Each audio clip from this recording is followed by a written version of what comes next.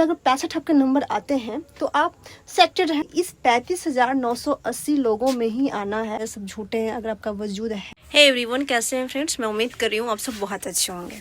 Friends, अगर आप Bihar SI का तैयारी कर रहे हैं तो आपको पता होना चाहिए कि जो आपको एग्ज़ाम डेट है पीटी का वो एक्सपेक्टेड है 18/1/2026 एंड 21/1/2026 और वो भी 2 पालियों में।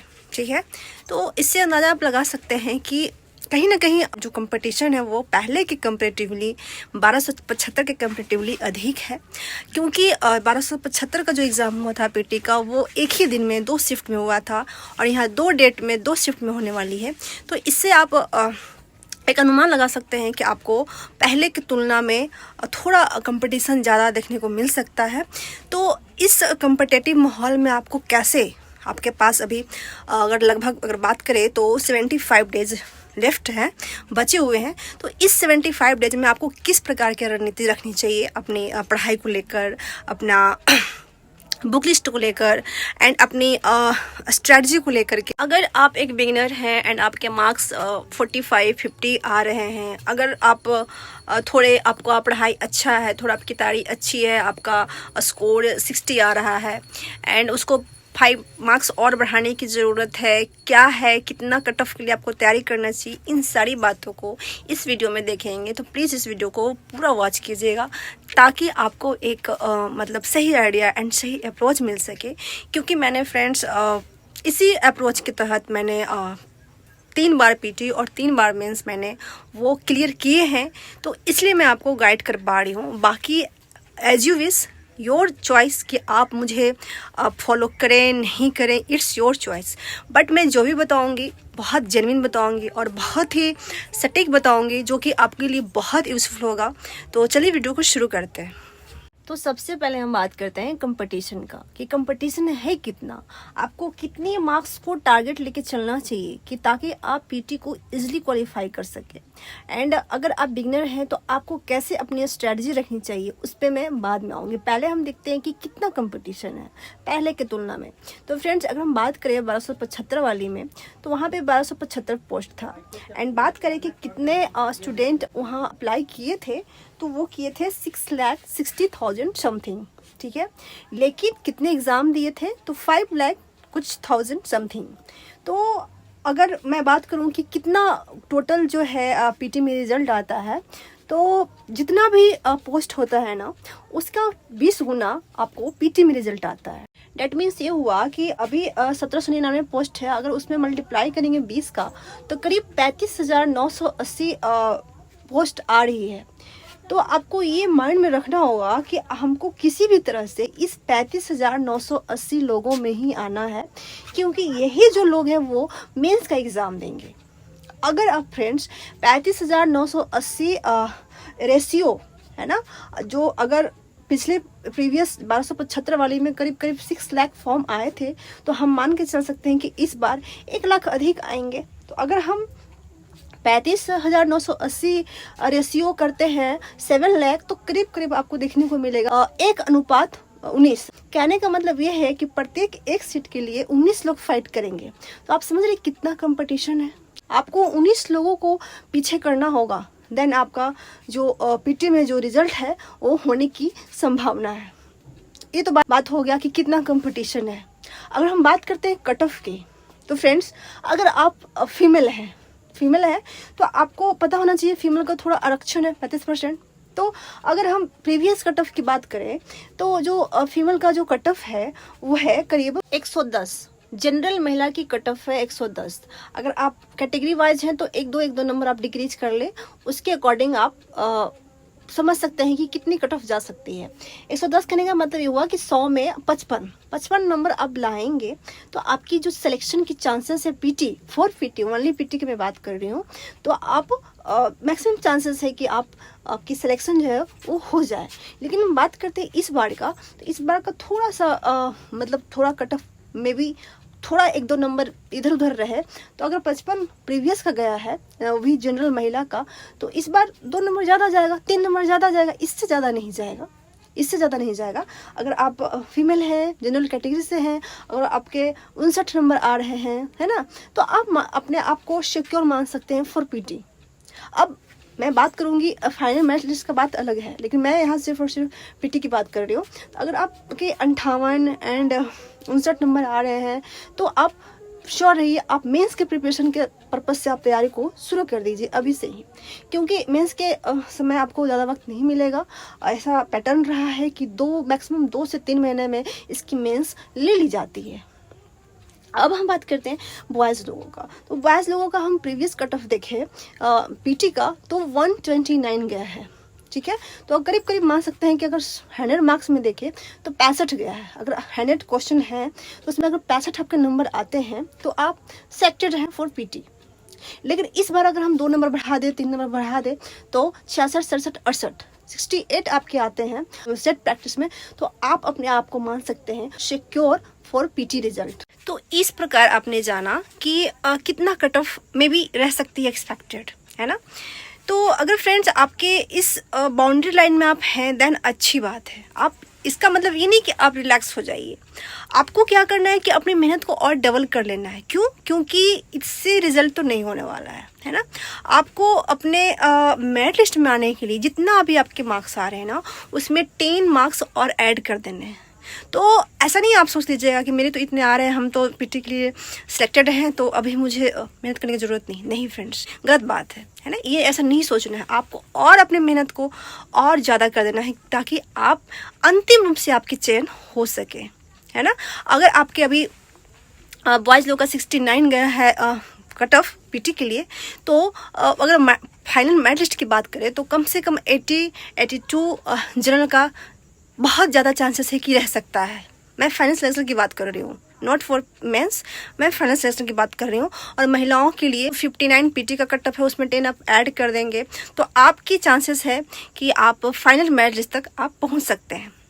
तो ये रही कट ऑफ का सिनेरियो, आप समझ लिए होंगे कि कैसे क्या रहने वाली है। अब हम बात करते हैं स्ट्रैटेजी की फॉर बिगिनर इसलिए मैं ले रही हूँ क्योंकि बहुत सारे अभी स्टूडेंट बहुत बिगिनर हैं, तो उनकी मैं पहले बात करूँगी, देन उन पे भी आऊँगी कि आपके अगर 55 आ रहे हैं, 56 आ रहे हैं, इससे नंबर कोई इंक्रीज नहीं हो रहा है, देन आपको क्या करना चाहिए, एक सटीक स्ट्रैटेजी आपके लिए क्या होनी चाहिए। तो फॉर बिगिनर हम यही कहेंगे फ्रेंड्स कि अगर आप बिगिनर हैं, बिल्कुल भी आपके अच्छे नहीं हैं, तो इतने कम समय में तो चैलेंजिंग है, बट आपको निराश होना नहीं है। आपको क्या करना है कि अपनी एफर्ट को मतलब 3 गुना 4 गुना करना होगा अगर आप इसमें सिलेक्शन लेना चाहते हैं तो। क्यों? क्योंकि इसमें ऑलरेडी बहुत बच्चे हैं जो बहुत दिन से पढ़ रहे हैं, तो जाहिर सी बात है उनका तो आप मुकाबला नहीं कर सकते हैं, है ना। 2.5 महीने में नहीं कर सकते हैं, लेकिन फिर भी अगर हाथ पे हाथ देकर बैठेंगे तो वो भी तो अच्छी बात नहीं है ना।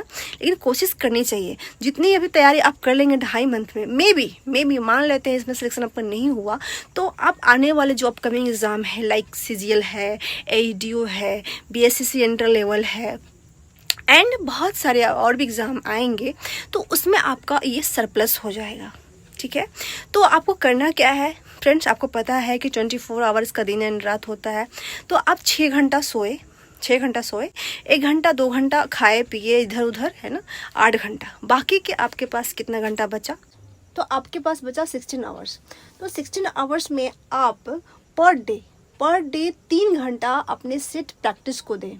चाहे कुछ आप सब्जेक्ट पढ़े नहीं पढ़े डजेंट मैटर, बट 3 घंटा आपको क्या करना है, सेट प्रैक्टिस को देना है। 2 घंटा आपको देना है बनाने में समय, एंड 1 घंटा आपको देना है उसके एक्सप्लेनेशन में, उसके एनालिसिस में, आपसे कहाँ त्रुटियाँ हो रही हैं, तो उसमें आपको समय देना ही होगा, ठीक है। तो बचा कितना, 16 में से अगर 3 आप माइनस करेंगे तो आपके पास 13 घंटा का समय बचता है। 13 घंटा में फ्रेंड्स आप 2 घंटा मैथ एंड रीजनिंग को जरूर दें। मैथ एंड रीजनिंग को देना इसलिए ज़रूरी है कि ये फ्री का नंबर है। अगर आपने पढ़ लिया और आपको वो चीज़ स्ट्राइक कर गया एग्ज़ाम हॉल में, तो आपके मार्क्स आने ही आने हैं। तो ये बहुत स्कोरिंग सब्जेक्ट है, इसको आप छोड़ नहीं सकते हैं। ऐसा नहीं कि आपको ये सोचना है कि पीटी में तो आता ही नहीं है, 5 नंबर का खेला, अरे 5 नंबर तो दूर की बात है, एक नंबर से इंसान छूट जाता है, पॉइंट से छूट जाता है, तो 5 नंबर की बात है। 5 नंबर आपकी रीजनिंग में आने की चांसेस है। पिछले अगर प्रीवियस पैटर्न की देखे तो 5 क्वेश्चन पूछे गए थे रीजनिंग से। तो ऐसा नहीं कि पीटी का रिजल्ट आ जाएगा तो फिर मेंस की तैयारी करेंगे, अभी तो जीएस बेस्ट एग्जाम है तो पहले नहीं, 2 घंटे आप लेके चलिए मैथ एंड रीजनिंग के लिए। तो बचा कितना आपका, 13 में से 2 गया तो कितना बचा, 11 घंटा। अब आपको क्या करना है कि science, current affair and modern history, ये 3 मेजर जो सेक्टर है उस पर एकदम मजबूत पकड़ बनाना है। कहने का मतलब ये है कि आपको science, modern history and current affair पे 2-2 घंटे देने हैं। तो कितना हुआ, 6 घंटा इधर हुआ और 5 घंटा उधर हुआ, 6 5 11 घंटा। अगर 16 में से आप 11 घंटा घटाएंगे तो आपके पास बचेंगे 5 घंटे। तो इन 5 घंटा में से 3 घंटा आपको देना है अदर सब्जेक्ट को, लाइक पॉलिटी हो गया, ज्योग्राफी हो गया, इकोनॉमिक्स हो गया, और बाकी के बचे 2 घंटे। 2 घंटे आपको मैंने इसलिए छोड़ दिए हैं ना, जब आप इतना करेंगे ना तो आप रोबोट तो है नहीं कि कंटिन्यू लगे हैं तो लगे हैं। कभी उठेंगे, कभी बैठेंगे, कभी उबाऊ लगेगा, कभी पढ़ने का मन नहीं करेगा, कभी लगेगा कुछ याद ही नहीं हो रहा है, कभी दिमाग थक जाएगा तो थोड़ा रेस्ट करेंगे, थोड़ा ब्रेक लेंगे, तो ये सारी चीज़ें में आपका 2 घंटा निकल जाएगा। तो ये रही मेरी टाइम टेबल कि आप ऐसे एक टाइम टेबल बना सकते हैं एंड अपने जो आपके गोल है उसे टारगेट कर सकते हैं। अब बात रहेगी जिनका कुछ प्रिपरेशन अच्छा है, जिनके 55-60 आ रहे हैं, तो उनके लिए क्या करना है कि आपको थोड़ा अपने टाइम को कम कर सकते हैं, थोड़ा आप कंफर्ट जोन में चल सकते हैं क्योंकि आपने प्रिपरेशन कर रखा है थोड़ा बहुत। तो आपको क्या करना है कि थोड़ा अपनी जो स्टडी है, लाइक 16 घंटा, आप अगर 12 घंटा भी करेंगे, 11 घंटा भी करेंगे तो आपका वो मेंटेन कर लेगा। अब बात रही कि आपको क्या पढ़ना है, तो क्या पढ़ने में आपको सबसे पहले प्रीवियस ईयर को एनालाइज करना होगा कि प्रीवियस ईयर में कैसे कैसे क्वेश्चन पूछे जा रहे हैं, जहाँ से आपको आइडिया मिलेगा कि हमें किस रास्ते पे चलना है। आपको एक रोड मैप मिलेगा कि हमें कौन सा रास्ता मेरे लिए आसान है। क्योंकि फ्रेंड्स, अगर बुक पढ़ेंगे, लुसेंट पढ़ेंगे, घटना चक्र पढ़ेंगे तो कुछ एक्स्ट्रा फैक्ट्स भी दिए गए हैं जो कि कोई किसी काम का नहीं है। आप याद भी कर लेंगे तो उसका कोई यूज़ नहीं होगा। तो क्या मतलब याद करने का जिसका कोई यूज़ ना हो, जो एग्ज़ाम में ना आए, आपका टाइम वेस्ट होगा, एनर्जी वेस्ट होगा, तो वैसा काम आपको नहीं करना। इसलिए मैं आपको कह रही हूँ कि पहले आप प्रीवियस ईयर लीजिए। प्रीवियस ईयर कहाँ से मिल जाएगा, या तो मेरे टेलीग्राम चैनल के साथ जुड़ जाइए, वहाँ से मिल जाएगा। अदरवाइज़ आप ऑफलाइन खरीद सकते हैं, तो वहाँ से मिल जाएगा। ज्ञान बिंदु GS का आता है प्रीवियस ईयर, आप वहाँ से भी खरीद सकते हैं। तो आपको उस प्रीवियस ईयर को 2-4 बार आपको गो थ्रू कर ही लेना है। वहाँ से आपको सब्जेक्ट वाइज टॉपिक लिख लेने होंगे। जैसे कि मैंने मॉडर्न हिस्ट्री के बारे में प्रीवियस वीडियो में बताया है कि कहाँ कहाँ से टॉपिक आते हैं। आप वहाँ से डिटेल चेकआउट के लिए वहाँ से आप देख सकते हैं। वहाँ से आप सब्जेक्ट वाइज आप इम्पॉर्टेंट टॉपिक नोट कर लें कि कौन कौन से टॉपिक से ज़्यादा प्रश्न पूछे जा रहे हैं। और जब आप घटना चक्र पढ़ें, जब आप SPD पढ़ें, चूँकि आप बिगिनर हैं तो आपको SPD से स्टार्ट करना ही होगा। घटना चक्र पढ़ें, SPD पढ़ें, देन आपको क्या करना है, उस टॉपिक को विशेष फोकस करना है क्योंकि वहाँ से प्रश्न पूछे जाते हैं। तो ये खासा आपको ध्यान रखना होगा। क्योंकि फ्रेंड्स, अगर आप बिना पैटर्न जाने कुछ भी पढ़ेंगे उससे तो रिजल्ट होने वाला है नहीं। इसलिए ज़रूरी है कि आप वही पढ़ें जो एग्ज़ाम ओरिएंटेड है। और ये मैं बार बार कहती हूँ कि आपको वो प्रीवियस ईयर ही बताएगा। तो आप प्रीवियस ईयर को निकालें, उसमें जो इम्पॉर्टेंट टॉपिक हैं जिससे बार बार क्वेश्चन पूछे जा रहे हैं उस टॉपिक को लिखें एंड उस टॉपिक को आप देखिए कि मेरा क्लियर है या नहीं है। अगर क्लियर है तो वेल एंड गुड, अगर नहीं है तो उसको क्लियर करने के लिए आप NCERT का सहारा ले सकते हैं, आप लुसेंट का सहारा ले सकते हैं, आप क्विक बुक का सहारा ले सकते हैं, आप घटना चक्र को ले सकते हैं। तो इस तरह से आप उस कॉन्सेप्ट को क्लियर करें। अब हम बात करते हैं कि प्रैक्टिस से आप एडिटोरिया, रुक्मिणी एंड ज्ञान बिंदु का ज़रूर लगाएं क्योंकि इनके जो सेट होते हैं ना वो स्टैंडर्ड क्वालिटी के होते हैं, वो अच्छे होते हैं, उनमें जान होती है, वो एकदम मतलब दरोगा के पैटर्न के अकॉर्डिंग होता है।